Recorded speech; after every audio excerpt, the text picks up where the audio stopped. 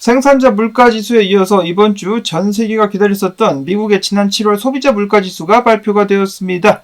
전년 대비 2.9% 상승, 예상치가 3%였었기 때문에 예상보다 하회를 했다. 긍정적인 수치가 나왔다면서 시장이 잠시 환호하는 모습을 보여주긴 했었으나 그 후에 갑자기 미국 증시를 비롯해서 하락이 나오는 등 혼조세가 가중이 되고 있습니다. 자, 어째서 그런 것일까? 기자들이 이유를 굳이 찾아봤다라고 하는데요. 일단은 2.9% 3년 만에 3% 아래까지 하락한 인플레이션율임에도 불구하고 상승세 둔화 정도가 일부 투자자들의 기대를 충족시키지 못했다라는 것인데요.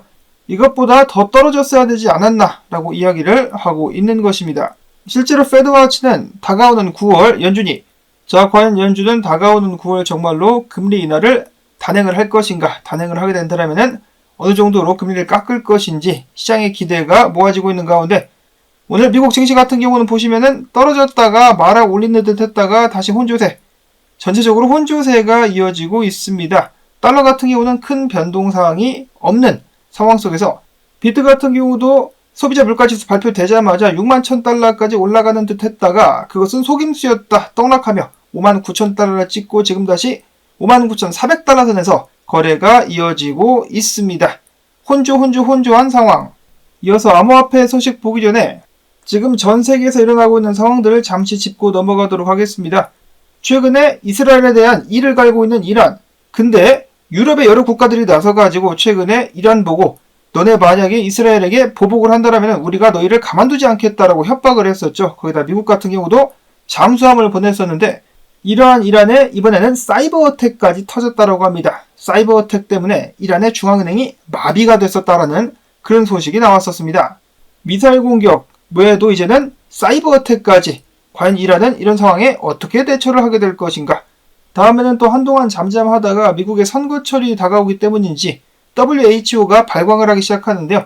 이번에는 엠팍스, 몽키팍스라고 하죠. 원숭이 두 창이 변이 및 계속해서 번지고 있어가지고 전 세계적으로다가 비상경계령을 내렸다라고 여기서 이야기를 하고 있는데 국내 뉴스를 보니까 경계 태세 선언 여부를 논의하고 있다라는 이야기가 들려오고 있습니다. 그래도 이미 과거에도 여러 차례 언급이 되었었던 그러한 질병이기 때문에 금융시장의 블랙스완으로 작용하기는 그래도 좀 힘들지 않을까 생각을 해봅니다. 이어지는 비트코인 소식. 어제 마운트 콕스가 채권자들에게 비트코인을 돌려주는 마지막 지갑 빚고 비트코인 20억 달러 대략적으로 3만 개 정도가 들어있는 지갑에서 움직임이 감지됐다는 소식이 나왔었는데요. 하루 만에 해당 지갑에서 거의 대부분의 자금이 이체가 되었다고 합니다. 이것을 미루어 보았을 때 마운트 콕스 채권자들에게 거의 상환이 완료된 것이 아니겠느냐라는 예측이 나오고 있는 가운데 미국의 정부 실크로드 월렛이 코인베이스 프라임, 주로 기관급 거래를 도와주는 코인베이스 프라임으로 비트코인 10,000개를 이체를 시켰습니다. 자, 이거 팔려는 것이 아니겠느냐. 해당 소식 때문에 암호화폐 시장의 동요를 좀 더 불러일으키고 있는 것이 아니냐라는 예측이 나오기도 하는데요. 몇몇 분들께서는 암호화폐 시장에 왜 계속해서 미국 정치 이야기를 하느냐 하지 말라라고 하시는데 하지 않을 수가 없는 것이 미국 정부의 이런 태세에 따라서 그들이 암호화폐를 어떻게 생각하느냐에 따라 가지고 시장이 굉장히 큰 영향이 오게 됩니다. 예를 들어서 게리 긴세이가 저 자리에서 당연히 그도 지령을 받고 움직이는 것이겠지만은 저런 식으로다가 암호화폐 시장을 압박하지 않았었다면 비트코인 현물 ETF도 진작에 승인이 됐을 것이고 더욱더 투자하기 좋은 환경이 마련이 되었을 것입니다. 또한 미국 정부가 비트코인 보유하고 있는 물량 매도하려는 움직임을 보이고 있는 가운데 트럼프가 뭐라고 했습니까? 비트코인 미국 정부는 팔지 않을 것이다 라고 이야기를 하고 여기에 암호화폐 투자자들이 호응을 하자 이 트럼프와 트럼프 지지하는 것들 엿먹어봐라 라고 하면서 갖다 던지고 있는 것일 수도 있겠죠. 여하튼 이러한 문제들 때문에 미국 정치와 비트코인은 서로 뗄래야 뗄 수가 없는 관계다라는 부분을 다시 한번 말씀을 드리고요. 다음으로 고래들이 비트코인을 매집하고 있다라는 소식들 속속들이 들려오고 있는 가운데 새로운 비트코인 주소로 최근 2시간 만에 바이낸스에서 1877만 달러, 개수로는 204개가 또 출금이 되었었다라고 하네요. 모으는 사람들은 계속해서 모으고 있는 상황. 자, 그리고 어제 비트코인 현물 ETF에는 3,900만 달러가 순유입이 됐는데 블랙락에서 1억, 2억 달러 정도 수준 아니지만 계속해서 꾸준히 순유입이 들어오고 있습니다. 다음으로는 그 전부터 은퇴 자금을 통해서 비트코인 현물 ETF에 투자를 하고 있었던 위스콘신주 이번에 그 보유량을 늘렸다, 투자를 늘렸다라는 소식이 나왔었고요. 다음으로는 어이쿠야 이게 누구야? 골드만삭스.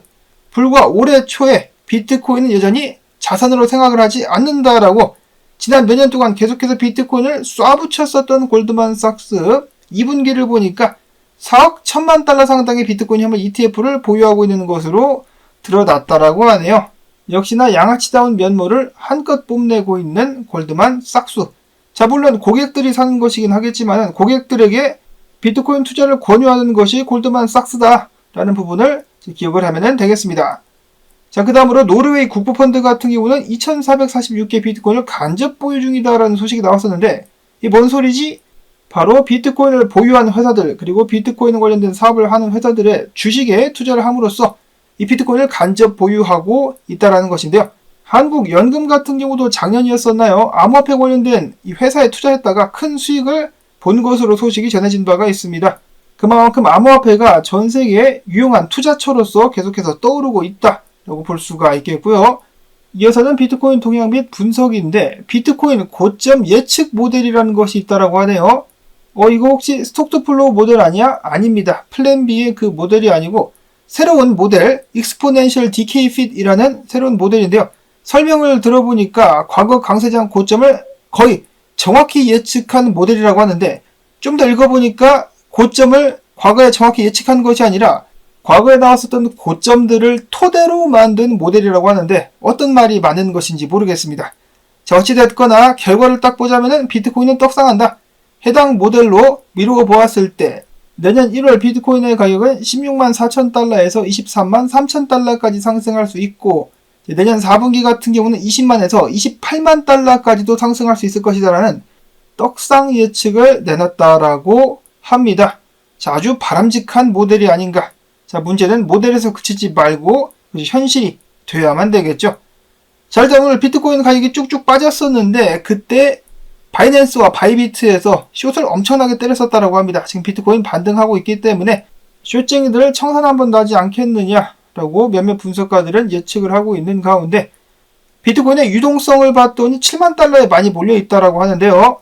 과연 7만 달러 가가지고 한번 유동성 정리를 해줄 수 있을 것인가? 상승에 대한 기대감을 키워가고 싶은데 아직까지 비트코인은 범위 내의 움직임만을 보여주면서 힘을 쓰지 못하고 있습니다. 로만 분석가 같은 경우는 비트코인이 만약에 58,292달러를 내주게 된다라면은 추가적으로 하락을 해가지고 55,000달러 선까지 내려올 수가 있다라고 하는데 그 자리부터 강한 반등이 나오지 않겠느냐라고 예측을 했는데 일단 비트코인 59,000달러 잘 버텨주고 있습니다. 이 자리부터 강한 반등이 나와주면은 더 좋지 않을까? 자, 그 외에 추가적인 비트코인 분석은 없었습니다.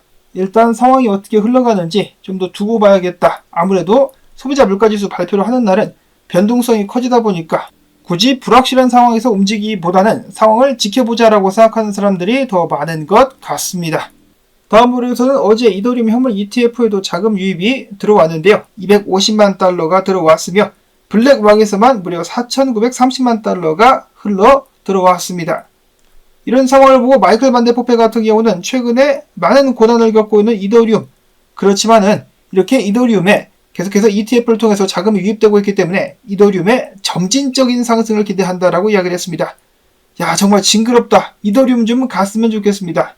다음으로는 볼린저 밴드의 창시자 존 볼린저 3초는 라이트코인, 1세대 코인인 라이트코인이 저항선을 돌파 후에 지속적으로 상승을 할 수 있다는 긍정적인 예측을 내놨습니다. 내용은 그게 다고요. 1세대 코인이라고 볼 수 있는 라이트코인, 최근에 어떤 특별한 개발이 진행되고 있는지는 모르겠습니다. 그러고 보니까 찰리리에 대한 소식을 들어본 것이 정말 오래된 것 같습니다. 암호화폐 시장에 들어온 지 얼마 안 되신 분들은 찰리리가 뭐임이라고 생각하실지도 모르겠네요.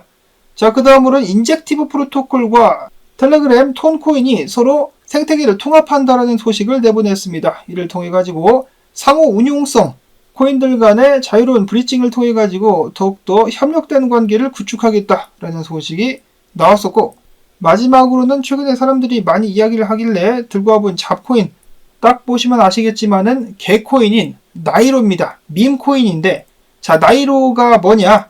도지코인의 원조 모델이었었던 강아지, 카보수라고 하나요? 그 강아지가 세상을 떠났죠. 그러자 주인이 새로운 시바이누견을 입양을 했는데 그 강아지 이름을 나이로라고 지었습니다. 그래서 나이로 코인이 나온 것인데 이더리움, 솔라나 등등에서 여러가지 가짜 나이로들이 많이 나오고 있는데 가장 많이 이야기되고 관심이 집중이 되고 있는 것은 이더리움 기반의 나이로라고 합니다. 관심 있으신 분들은 알아보실 수 있기를 바라고, 쏟아져 나오고 있는 밈코인들 이 중에 90% 이상은 먼지가 되어서 사라져버릴 것이기 때문에 밈코인 투자하시는 분들은 각별히 주의하실 수 있기를 바라면서 비트코인 반등 나와라를 외쳐보며 오늘 영상 여기서 인사를 드리도록 하겠습니다. 비트코인 반등 나와라!